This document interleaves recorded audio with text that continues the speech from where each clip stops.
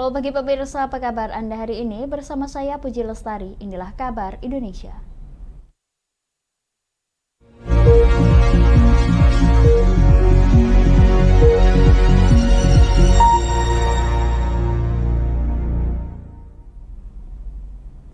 Pemirsa, Detasemen Polisi Militer Pangkalan TNI Angkatan Laut Kendari membuka posko pengaduan netralitas TNI pada pemilu 2024 mendatang. Mayor Laut PMM Sofyadin Syahsidin meminta seluruh masyarakat Kendari untuk mengawasi dan segera melaporkan oknum TNI yang terindikasi tidak netral pada pemilu 2024.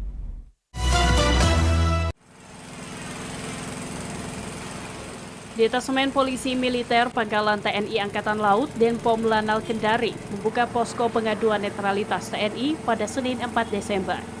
Komandan Denpom Lanal Kendari Mayor Laut Polisi Militer Sofyadin Syahsidin pada Kamis 7 Desember mengatakan, melalui posko ini masyarakat diminta untuk segera melapor jika menemukan oknum TNI yang tidak netral di pemilu 2024. Masyarakat bisa membuat laporan ke posko pengaduan netralitas TNI, kemudian kita akan melaksanakan pemeriksaan dari pelapor, kemudian membuat pemberkasan, kemudian berkas akan diteruskan ke Otmil ataupun Dilmil, kemudian diproses sesuai dengan berat ringannya partisipasi ataupun peran serta dari yang diduga prajurit TNI yang melanggar tadi. Posko pengaduan netralitas TNI akan dibuka hingga seluruh tahapan pemilu 2024 selesai. Pemirsa, pakar manajemen air Universitas Gadjah Mada Agus Mariono menilai mitigasi bencana saat ini belum termanfaatkan secara optimal karena pemerintah daerah dinilainya belum memanfaatkan prasarana mitigasi bencana untuk kesejahteraan masyarakat.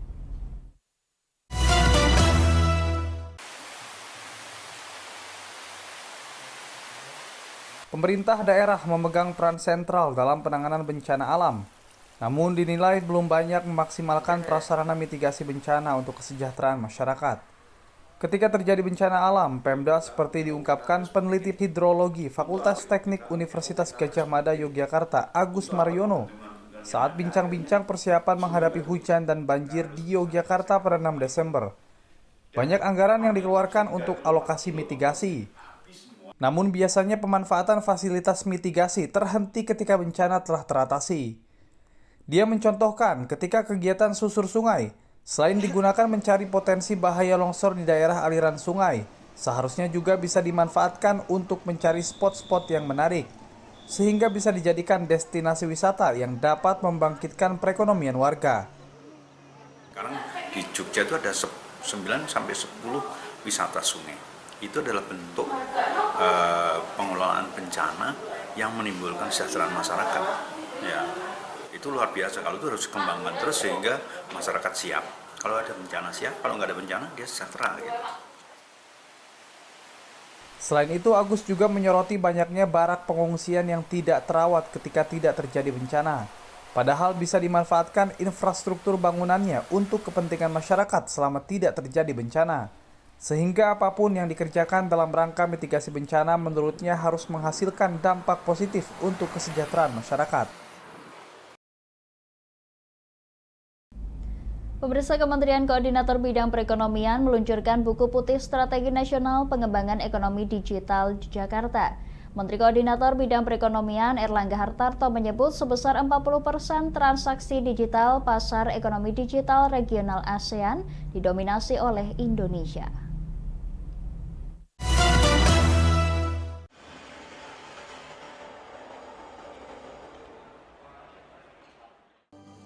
Kementerian Koordinator Bidang Perekonomian meluncurkan buku putih Strategi Nasional Pengembangan Ekonomi Digital pada Rabu 6 Desember yang berisi strategi pengembangan ekonomi digital Indonesia hingga tahun 2030 mendatang. Dalam peluncuran buku ini, Menko Bidang Perekonomian Erlangga Hartarto menyebut saat ini 40% transaksi ekonomi digital ASEAN atau sekitar 800 miliar dolar Amerika Serikat didominasi oleh Indonesia. Dengan jumlah ini, menurutnya, Indonesia memimpin sektor ekonomi digital regional ASEAN. Kita lihat bahwa dalam potensi market digital ataupun ekonomi digital di Indonesia. Diharapkan ekonomi digital di tahun 2030 dengan juga Digital Economy Framework Agreement di ASEAN, kita ekonominya bisa meningkat dari bisnis as usual 1 triliun menjadi 2 triliun. Nah, dari jumlah itu 40% adalah Indonesia. Menteri Komunikasi dan Informatika Budi Aris Setiadi yang turut hadir menyebut melalui Strategi Nasional Pengembangan Ekonomi Digital ini, visi Indonesia Emas 2045 akan segera terwujud di tahun 2030 mendatang. Kita optimis dalam 7 tahun ke depan, bahkan menuju Indonesia 2045, Indonesia sudah berada di jalur yang tepat atau on the right track menuju masyarakat digital. Dari 3 isu digital, digital ekonomi, digital pemerintahan digital, dan terakhir ini yang juga tadi tantangan kita yang lagi sedang kita kaji adalah soal digital society. Buku Putih Strategi Nasional Pengembangan Ekonomi Digital juga sejalan dengan Digital Economy Framework Agreement, perjanjian digital pertama di dunia yang diinisiasi oleh Indonesia.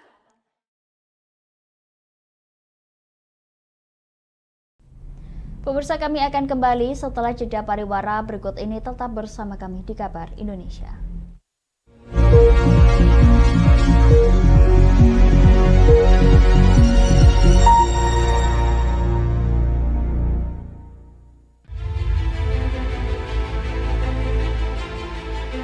Memberikan pinjaman uang kepada saya dengan bunga 8% per bulan. Membedah opini narasumber, menggali lebih dalam untuk mendapatkan perspektif baru yang lebih faktual. Masalahnya, nota perbaikan kapal itu semua ada di saya. Kenapa Tomo bisa menunjukkan? Demi mendapatkan informasi yang solutif dan terpercaya dalam Bedah Opini. Setiap Rabu jam 11 siang hanya di Lingkar TV.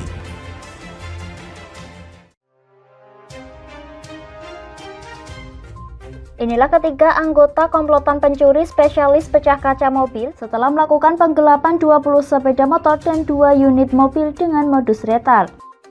Merangkum semua peristiwa sebagai berita yang penuh fakta. Bersama Puji Lestari, saksikan Jateng hari ini setiap Senin hingga Sabtu jam 4 sore hanya di Lingkar TV. Bersama saya Galus Kargnanti dalam Sapa Jateng Lingkar TV. Melintas di daerah Sukolilo dikejar sama petugas bea cukai, ketangkap. Membahas dan menyuguhkan beragam potensi dari berbagai daerah di Jawa Tengah, ditemani narasumber-narasumber handal di bidangnya. Pencegahan dari awal mulai dari perilaku hidup bersih sehatnya juga harus dijaga seperti itu. Kami siap menyapa Anda dalam Sapa Jateng. Setiap Selasa jam 11 siang hanya di Lingkar TV. Duh, kulit kusam, banyak komedo. Aku juga sih ngerasain yang sama. Yaudah, perawatan yuk. Ayo deh. Alzena Skincare adalah teman pejuang glowing. Pilihan treatmentnya beragam,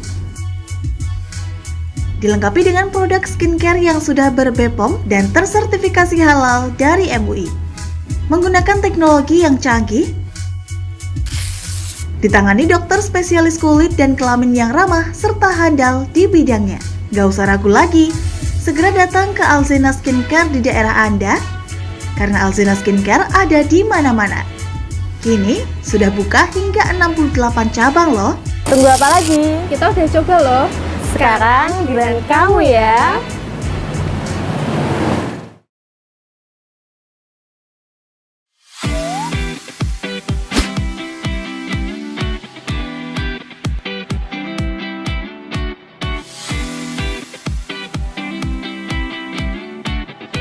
Kafah Mart Muslim Store Pati.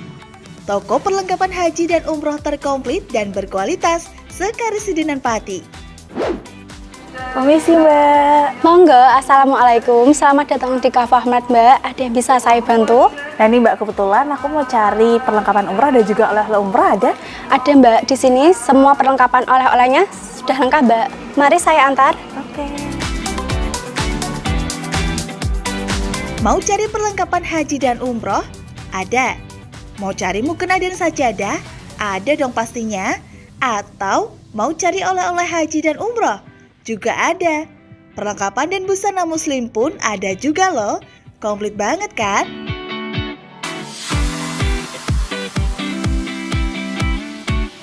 Di Kavamart Muslim Store Pati juga menyediakan produk-produk kebutuhan sehari-hari, aneka herbal dan madu, serta aneka kurma. Selain berbelanja, Anda juga bisa berkonsultasi mengenai problematika bisnis dan keluarga muslim secara gratis loh. Kavamart Muslim Store Pati ada di Jalan Syekh Jangkung Pati nomor 11, Kelurahan Pati Kidul, Kecamatan Pati Kota, Kabupaten Pati. Buka setiap hari mulai dari jam 7.30 pagi sampai dengan jam 9 malam. Sekarang, gak perlu bingung lagi. Datang dan pilih sendiri sesuai kebutuhanmu. Kavamart Muslim Store Pati, belanja puas, pasti berkah. Monggo Mbak. Terima kasih telah belanja di Kavamart. Semoga berkah ya Mbak.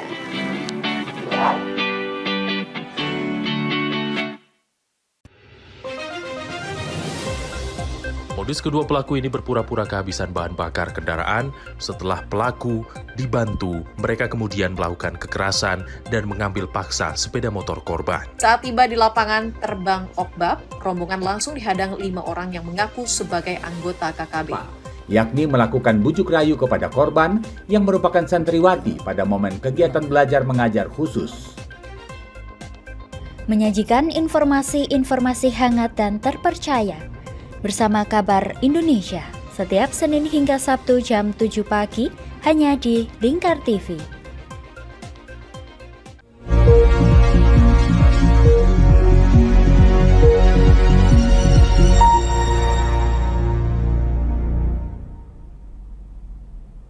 Terima kasih pemirsa, Anda masih menyaksikan Kabar Indonesia. Rancangan peraturan pemerintah RPP sebagai turunan dari Undang-Undang Nomor 17 Tahun 2023 tentang kesehatan masih belum disahkan. Oleh sebab itu, 14 organisasi kesehatan melakukan deklarasi dan menuntut agar pemerintah segera menyetujui RPP tersebut untuk melindungi masyarakat dari bahaya adiksi nikotin yang disebabkan dari rokok. Sebanyak 14 organisasi kesehatan di Indonesia mendesak pemerintah agar rancangan peraturan pemerintah atau RPP turunan Undang-Undang Nomor 17 Tahun 2023 tentang kesehatan dapat disahkan untuk melindungi masyarakat dari bahaya produk tembakau, terutama rokok. Desakan tersebut ditunjukkan melalui deklarasi bersama yang dilakukan di kantor Ikatan Dokter Anak Indonesia di Jakarta pada Rabu 6 Desember. Salah seorang penggerak kegiatan ini, Dr. Anissa Dian, yang merupakan anggota Persatuan Dokter Paru Indonesia (PDPI), mengatakan banyak hal yang menjadi tuntutan organisasi kesehatan. Beberapa di antaranya adalah RPP Kesehatan dapat menghapus iklan rokok, membatasi akses mendapatkan rokok, meningkatkan harga jual rokok, mempromosikan bahaya merokok, dan memperluas kawasan tanpa rokok. Jadi perjuangan kita agar rokok ini tidak dapat diakses dengan mudah oleh masyarakat. Tentu saja kenapa tidak boleh mudah diakses? Karena memiliki dampak kesehatan. Dan ini sudah berlaku selama seluruh dunia. Ya, jadi kita ibaratnya berjuang untuk ini agar rokok tersebut yang menjadi penyebab penyakit yang sebenarnya dapat dicegah itu bisa benar-benar dibatasi. Sementara itu, anggota Ikatan Dokter Anak Indonesia (IDAI), Dr. Darmawan Budi Setianto, menerangkan bahwa dampak rokok tidak hanya tentang masalah pernafasan, tetapi juga dapat meluas ke penyakit lainnya seperti jantung, kanker, dan penyakit dalam. Dengan melindungi masyarakat dari bahaya adiksi nikotin yang berasal dari rokok, berarti telah menjaga masa depan bangsa. Seluruh organ tubuh mulai dari otak sampai semua organ penting bisa terdampak ya. Nah, kami dari Ikatan Dokter Anak Indonesia punya perhatian lebih. Kenapa? Karena kami adalah dokter anak, dokter yang mengurusi, mempunyai perhatian terhadap anak-anak. Nah, anak-anak ini merupakan kelompok yang sangat rentan untuk menjadi korban dari bahaya adiksi nikotin ini. Adapun yang menjadi perhatian atas desakan organisasi kesehatan ini tidak hanya terhadap rokok tradisional, tetapi juga rokok elektrik karena turut berdampak buruk bagi kesehatan. Deklarasi ini digelar sebagai respons munculnya pertentangan RPP Kesehatan dari pelaku industri tembakau yang menganggap RPP tersebut dapat mengancam keberlangsungan usaha mereka. Pemirsa, Menteri Perhubungan Budi Karya Sumadi menyatakan sebanyak 107 juta orang diprediksi akan mudik pada libur Natal dan Tahun Baru. Jumlah tersebut naik 43% dibandingkan tahun 2022 lalu.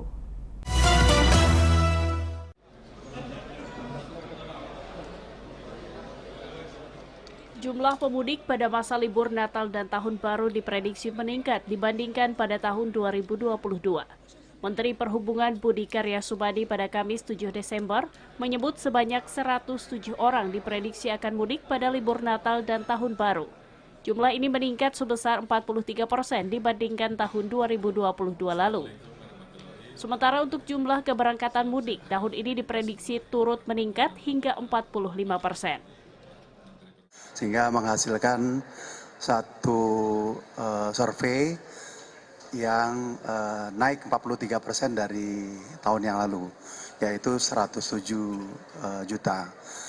Beberapa data-data yang mungkin perlu kita lakukan secara cermat adalah kepergian pemudik ini adalah untuk liburan, jadi 45%.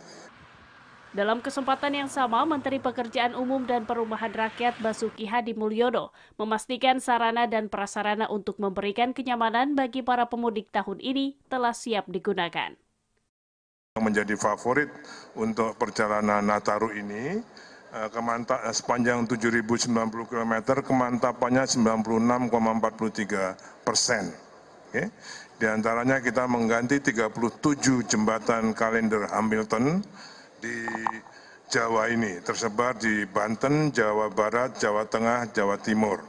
Semuanya sudah selesai semuanya final akan 19 Desember ini sudah selesai. Beberapa sudah diresmikan. Puncak arus mudik dan balik pada momen libur Natal dan Tahun Baru kali ini diprediksi terjadi sebanyak 2 kali, yakni 2 hari menjelang perayaan Natal dan 2 hari setelah perayaan malam pergantian Tahun Baru.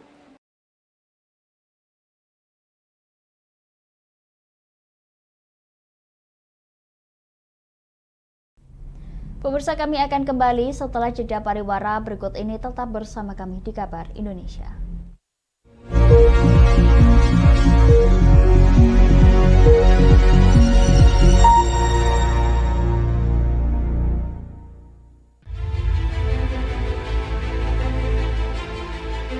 Memberikan pinjaman uang kepada saya dengan bunga 8% per bulan. Membedah opini narasumber, menggali lebih dalam untuk mendapatkan perspektif baru yang lebih faktual. Masalahnya, nota perbaikan kapal itu semua ada di saya. Kenapa Tomo bisa menunjukkan? Demi mendapatkan informasi yang solutif dan terpercaya dalam Bedah Opini. Setiap Rabu jam 11 siang hanya di Lingkar TV.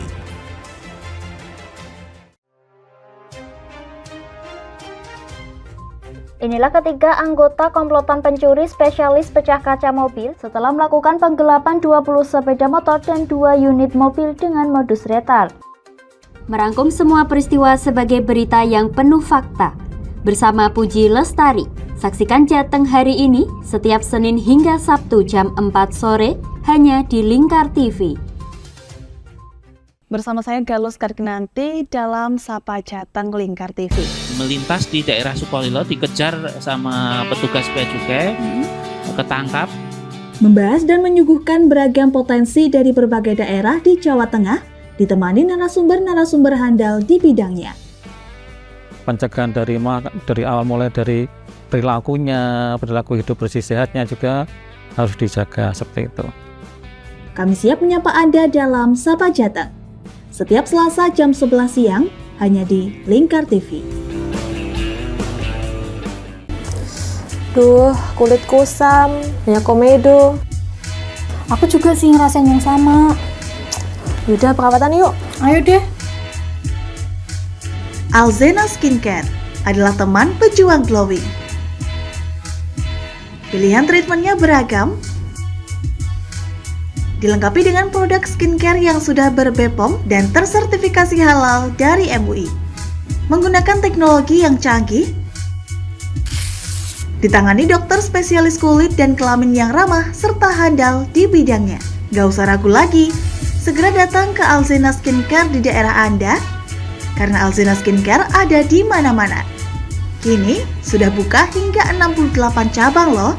Tunggu apa lagi? Kita udah coba loh. Sekarang giliran kamu ya.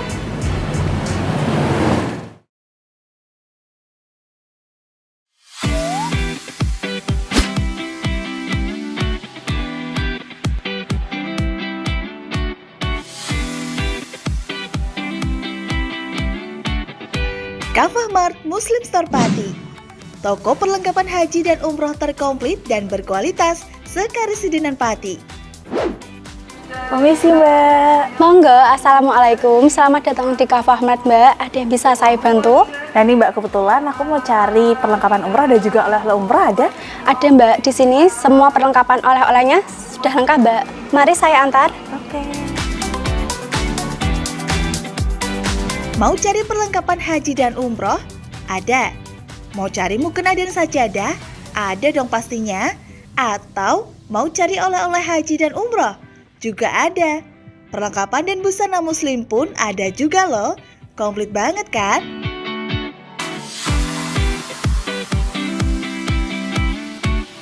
Di Kafah Mart Muslim Store Pati juga menyediakan produk-produk kebutuhan sehari-hari, aneka herbal dan madu, serta aneka kurma.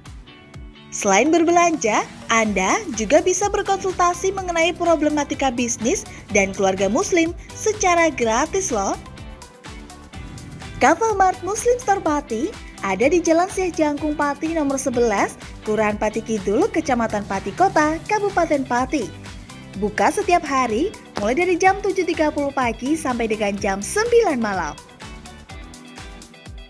Sekarang, gak perlu bingung lagi, datang dan pilih sendiri sesuai kebutuhanmu. Kafah Mart Muslim Store Pati, belanja puas, pasti berkah. Monggo Mbak. Terima kasih telah belanja di Kafah Mart. Semoga berkah ya Mbak.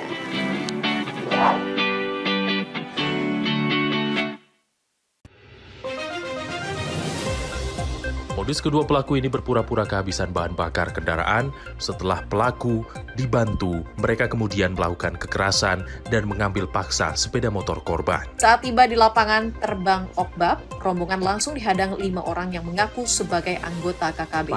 Yakni melakukan bujuk rayu kepada korban yang merupakan santriwati pada momen kegiatan belajar mengajar khusus. Menyajikan informasi-informasi hangat dan terpercaya bersama Kabar Indonesia setiap Senin hingga Sabtu jam 7 pagi hanya di Lingkar TV.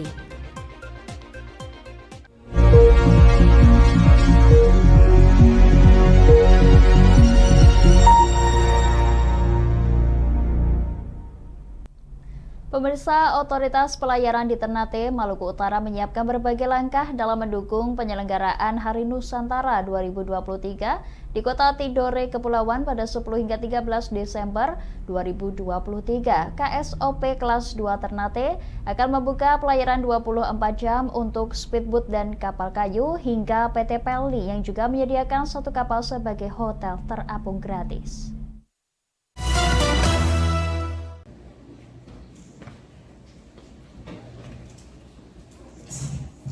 Berbagai persiapan dilakukan seraya menyukseskan penyelenggaraan Hari Nusantara 2023 di Kota Tidore, Kepulauan, Provinsi Maluku Utara yang digelar 10 hingga 13 Desember 2023. Kantor Kesyah Bandaran dan Otoritas Pelabuhan KSOP Kelas 2 Ternate membuka pelayaran 24 jam bagi speedboat dan kapal kayu rute dari Pelabuhan Bastiong di Kota Ternate ke Pelabuhan Rum di Kota Tidore, Kepulauan. Kepala KSOP Kelas 2 Ternate Rushan Muhammad pada Kamis 7 Desember usai rapat bersama terkait pengamanan Hari Nusantara mengatakan pelayaran dari dan ke Ternate bakal diawasi petugas secara ketat. Demikian halnya speedboat maupun kapal kayu berkondisi laik saja yang bisa beroperasional.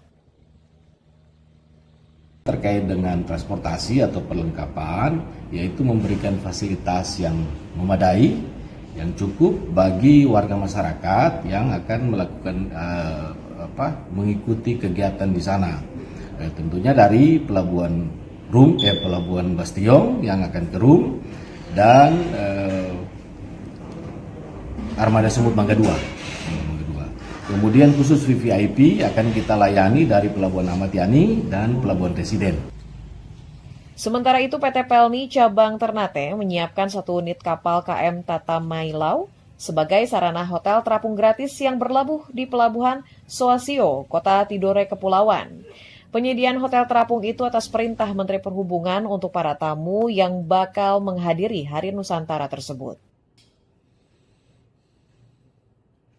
Kapasitas tempat tidur kamar di atas kapal KM Tata Mailau untuk kelas 1 itu ada 7 cabin. Jadi kelas 1 untuk 2 pack atau 2 penumpang itu ada 7 cabin. Terus kelas 2 ada 10 cabin. Itu kelas 2 ini untuk 4 pack atau 4 penumpang. Sedangkan untuk kelas ekonomi ada 907 pack. Hari Nusantara rencananya akan dihadiri oleh Presiden Joko Widodo dan para tamu negara lainnya dengan mengusung tema merajut konektivitas Nusantara dan ekonomi maritim dari titik nol jalur rempah. Pemirsa, budaya Tunpu di masa dinasti Ming nyatanya masih melekat hiruk-pikuk masyarakat di Ansun, Guinzhou, China Barat Daya. Budaya tersebut dapat dilihat dari peninggalan bangunan kuno hingga tradisi lokal yang unik.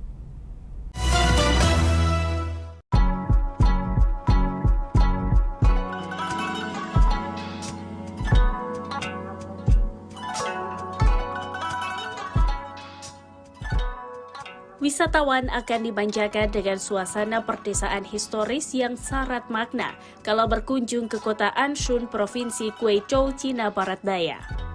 Mulai dari bangunan kuno hingga tradisi warga lokal yang unik akan membuat pengunjung betah untuk waktu yang lama. Pengunjung juga dapat mempelajari sejarah di masa dinasti Ming tahun 1368 hingga 1644 melalui sebuah bangunan yang kala itu berfungsi sebagai tempat tinggal Tunpu berstruktur batu. Menurut sejarah, Tunpu berarti budaya khas Anshun yang meliputi busana, dialek, arsitektur, agama, seni, dan gaya hidup yang khas yang masih melekat di desa tersebut. 来到这个天龙屯堡这个地方呢，它给我的那个感觉是非常特别的。怎么说特别呢？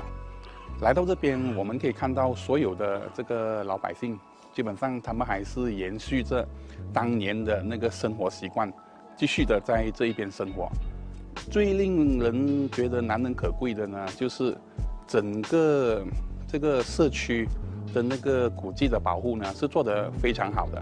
它不单只是能够当做成为我们的这个旅游景点，更重要的就是呢，它也能够让我们的这个下一代了解到我们的那个先辈是如何在这边开天辟地的，是如何在这一边立足的。 Konon ketika sejumlah pasukan dikirim ke Anshun, mereka membangun desa-desa dengan mengubah lingkungan menjadi lahan pertanian untuk bercocok tanam.